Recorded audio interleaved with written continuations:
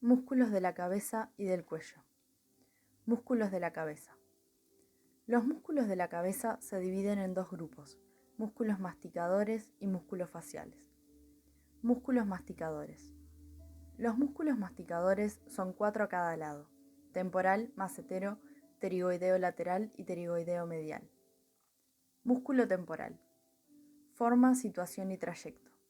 Ancho, plano y radiado, el músculo temporal ocupa la fosa temporal, desde donde sus fascículos convergen hacia la apófisis coronoides de la mandíbula. Figura 125. Inserciones y descripción. Se origina a. de toda la extensión de la fosa temporal, excepto del surco retrocigomático, donde el borde anterior del músculo temporal está separado de la pared ósea por una acumulación de tejido adiposo. B. de la línea temporal inferior y la cresta infratemporal, que limitan la primera superior y la segunda inferiormente la fosa temporal. Y C. de la mitad o de los 2/3 superiores de la cara profunda de la fascia temporal. Todas las inserciones del músculo temporal se realizan por implantación directa de las fibras musculares, excepto la cresta infratemporal, donde el músculo se une también por medio de cortos fascículos tendinosos unidos a los del músculo pterigoideo lateral. Desde estos orígenes, las fibras van convergiendo hacia la apófisis coronoides. Las anteriores descienden casi verticalmente. Las medias son oblicuas inferior y anteriormente. Las posteriores se deslizan casi horizontalmente por el surco del segmento basal de la apófisis cigomática, reflejándose después sobre el extremo anterior de este surco y alcanzando el borde posterior de la apófisis coronoides a través de un trayecto oblicuo anterior e inferior. Las fibras musculares terminan en las dos caras de una lámina tendinosa de inserción que se extiende muy superiormente en el espesor del músculo. Las fibras que nacen en la fosa temporal se insertan en toda la extensión de la cara profunda de esta lámina. Las fibras que provienen de la fascia temporal se fijan sobre su cara superficial, si bien son escasas y se reducen a algunos pequeños fascículos dispersos que recubren tan solo la parte superior de la fascia. Esta, ancha y delgada superiormente, se desprende enseguida de la masa carnosa y se extiende inferiormente sobre la cara superficial del músculo temporal. La fascia tendinosa se estrecha y aumenta progresivamente de espesor de superior a inferior. Finalmente se transforma en un tendón terminal muy grueso que se une a la apófisis coronoides. Anteriormente, la inserción coronoidea ocupa toda la extensión del borde anterior de la apófisis coronoides y se prolonga mediante dos fascículos tendinosos sobre los dos labios del surco anterior de la rama mandibular hasta el nivel de inserción del músculo buccinador en la mandíbula. Posteriormente, la inserción se extiende por todo el borde posterior de la apófisis coronoides. Medialmente, la inserción del músculo temporal ocupa toda la cara medial de la apófisis coronoides. Lateralmente, el tendón se inserta solo en la parte superior de la cara lateral de la apófisis coronoides. Figura 129. Las inserciones son tendinosas en el vértice, la cara lateral, los bordes y parte de la cara medial próxima a estos. Son musculares o se realizan mediante fibras tendinosas muy cortas posteriormente a la cresta temporal. Entre el borde anterior del músculo y la masa adiposa que llena el fondo del surco retrocigomático frecuentemente existe una bolsa serosa. Fascia temporal. El músculo temporal está recubierto por una fascia gruesa, resistente y de color blanco azulado. Esta fascia se inserta superiormente siguiendo una línea semicircular formada de anterior a posterior por el borde posterior del hueso cigomático. La línea temporal del frontal, la línea temporal superior y el intervalo comprendido entre las dos líneas temporales donde se confunde con el periósteo. Es única superiormente, pero hacia el tercio o el cuarto inferior de su altura se divide en dos láminas, una superficial y otra profunda, que se insertan en los dos labios del borde superior del arco cigomático. Figura 129. El espacio comprendido entre las dos láminas está lleno de grasa. La cara profunda de la fascia, unida superiormente al músculo temporal, al que sirve como medio de inserción, está separada del músculo inferiormente por una capa de tejido adiposo, cuyo espesor aumenta de superior a inferior. Acción. Véase más adelante, acción de los músculos masticadores. Músculo macetero. Forma, situación y trayecto. El músculo macetero es corto, grueso, rectangular y alargado de superior a inferior. Se extiende desde el arco cigomático hasta la cara lateral de la rama de la mandíbula. Figura 125. Inserciones y descripción. Según Winslow, en el músculo macetero se distinguen 3 fascículos: superficial, medio y profundo. El fascículo superficial nace mediante una gruesa lámina tendinosa de los 3/4 anteriores del borde inferior del arco cigomático. Esta inserción se extiende anteriormente al ángulo inferior del hueso cigomático, sobre la parte inmediatamente vecina a la apófisis cigomática del maxilar. Los fascículos musculares se desprenden de la cara profunda de la fascia tendinosa. Se dirigen oblicuamente de inferior a posterior y terminan en el ángulo, el borde inferior y la parte inferior de la cara lateral de la rama mandibular.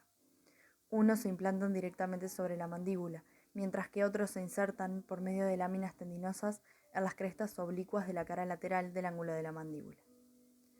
El fascículo medio, en gran parte cubierto por el anterior, lo sobrepasa posteriormente. Figura 125. Se inserta mediante fibras musculares y pequeños fascículos tendinosos en toda la extensión del borde inferior del arco cigomático.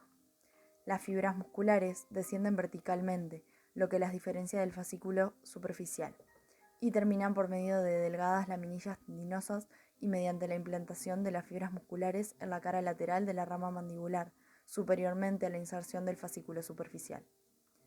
Un intersticio celular separa los fascículos medios y superficial, excepto cerca de su inserción superior y a lo largo del borde anterior del músculo, donde ambos se confunden.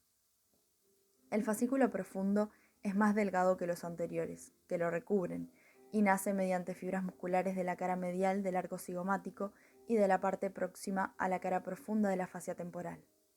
Los fascículos musculares se dirigen oblicuamente en sentido inferior y medial, y terminan mediante delgados fascículos tendinosos. Figura 126.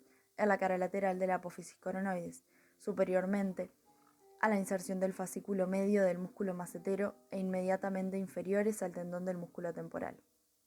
El fascículo profundo del músculo macetero, que Billat diferencia en razón de la dirección particular de sus fibras, está generalmente unido al músculo temporal. No obstante, una gruesa masa adiposa lo separa de este músculo, mientras que forma cuerpo con el fascículo medio del músculo macetero. Además, está inervado por un ramo del nervio macetérico. Este ramo penetra en el músculo por un intersticio que separa el fascículo profundo del fascículo medio. Fascia macetérica. El músculo macetero está recubierto por una fascia delgada pero resistente, que se halla unida superiormente al arco cigomático, inferiormente al borde inferior de la mandíbula, posteriormente al borde posterior de este hueso y anteriormente al borde anterior de la apófisis coronoides y de la rama mandibular. La fascia macetérica se desdobla para envolver la prolongación anterior de la parótida y el conducto parotídeo. Figura 129. Músculo pterigoideo lateral. Forma, situación y trayecto. El músculo pterigoideo lateral es corto, grueso y aplanado transversalmente. Está situado en la región infratemporal o pterigomaxilar. Se extiende desde la apófisis pterigoides hasta el cuello de la mandíbula. Figura 126. Inserciones y descripción. El músculo pterigoideo lateral se inserta anteriormente mediante 2 cabezas, una superior o esfenoidal y otra inferior o pterigoidea. El fascículo superior esfenoidal del músculo pterigoideo lateral nace de la parte horizontal de la cara lateral del ala mayor del hueso esfenoides, comprendida entre la lámina lateral de la apófisis pterigoides y la cresta infratemporal.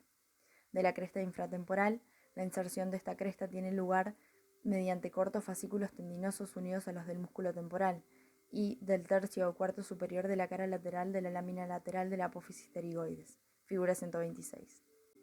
El fascículo inferior o pterigoideo del músculo pterigoideo lateral se inserta en los 3/4 o 2/3 inferiores de la cara lateral de la lámina lateral de la apófisis pterigoides, en la cara lateral de la apófisis piramidal del hueso palatino, comprendida entre la lámina lateral de la apófisis pterigoides y la tuberosidad del maxilar, y en la parte adyacente de esta tuberosidad.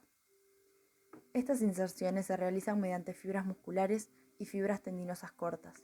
Sin embargo, se distingue un manojo tendinoso bastante fuerte que se inserta en la parte anterior de la cresta infratemporal, y más particularmente en el tubérculo esfenoidal.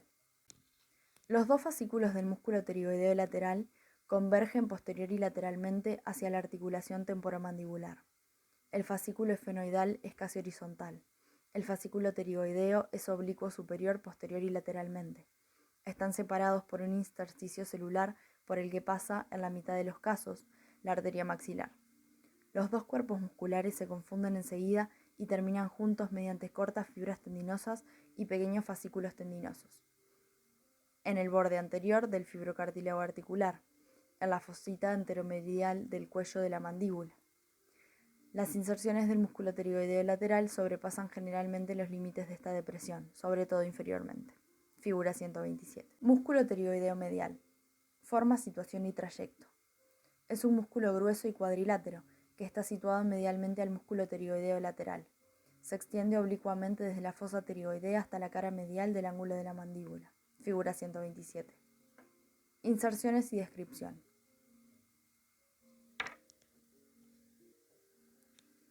El músculo pterigoideo medial se inserta en toda la superficie de la fosa pterigoidea, a excepción de la fosa escafoidea y la parte posterior de la pared medial de dicha fosa, que está en relación con el músculo tensor del velo del paladar.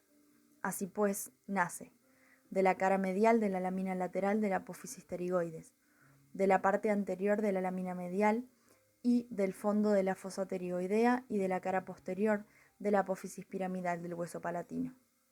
Nace también de la cara lateral de la apófisis piramidal del hueso palatino y de la parte adyacente de la tuberosidad del maxilar anterior y lateralmente a las inserciones del músculo pterigoideo lateral, por medio de un fascículo aberrante que cruza el borde inferior y la cara lateral del músculo pterigoideo lateral cerca de sus orígenes en la apófisis pterigoides. Figura 126. Estos orígenes se forman por implantación directa de las fibras musculares y por láminas tendinosas que se prolongan sobre las caras y en el espesor del músculo. El cuerpo muscular, que es oblicuo inferior, posterior y lateralmente, termina en la cara medial del ángulo de la mandíbula y de la rama mandibular, cerca de dicho ángulo. Las inserciones maxilares del músculo se efectúan mediante fibras musculares y láminas tendinosas análogas a las del fascículo superficial del músculo macetero. Fascias anexas a los músculos pterigoideos. Fascia interpterioidea. Los dos músculos pterigoideos están separados entre sí por una lámina fibrosa, denominada fascia interpterioidea, que se confunde inferiormente con la vaina del músculo pterigoideo medial.